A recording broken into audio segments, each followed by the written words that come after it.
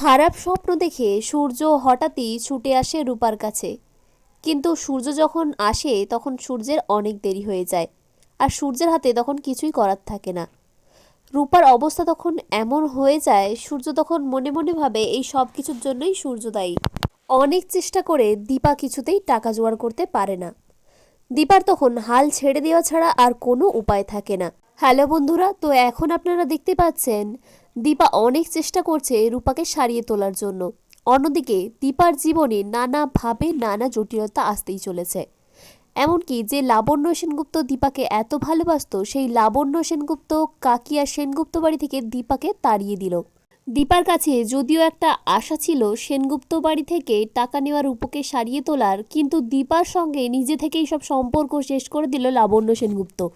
দীপা তাই মনে মনে প্রতিজ্ঞা করলো সে কোনোদিনও আর সেনগুপ্ত পরিবারের দুয়ারে আসবে না। অন্যদিকে দীপা সূর্যকেও খবর পাঠিয়েছিল সূর্য যেন ফিরে আসে আর রূপার চিকিৎসার জন্য টাকা দেয়। কিন্তু সূর্য দীপার কোনো কথাই শোনেনি। তাই দীপার কাছে শেষমেশ আর কোনো উপায় থাকে না। একটু একটু করে নিজের চোখের সামনে নিজের মেয়েটা শেষ হয়ে যাচ্ছে, আর দীপা বসে বসে দেখছে। সূর্য হঠাৎই একদিন স্বপ্ন দেখে যে রূপা মারা গেছে। সূর্য তখন মনে হয় যে তার রূপার সঙ্গে দেখা করে আসা উচিত। সূর্য আসে ছদ্মবেশে রূপাকে দেখতে, কিন্তু সেখানে এসে সূর্য জানতে পারে রূপার এমন অবস্থা হয়েছে যে তাকে আর মৃত্যুর মুখ থেকে ফিরিয়ে আনা সম্ভব নয়। সূর্য যখন ডাক্তারকে বলে, ডাক্তারবাবু যত টাকা লাগে সব টাকা আমি দেব, কিন্তু ডাক্তার সূর্যকে স্পষ্টভাবে জানিয়ে দেয় আপনি কি রূপা সেনগুপ্তের বাবা? আপনি কিভাবে এইটুকু ছোট একটা মেয়ের দায়িত্ব এড়িয়ে গিয়ে বাইরে বসে থাকতে পারেন? আমি তো বলবো আপনি আপনার মেয়েকে খুন করে ফেলেছেন।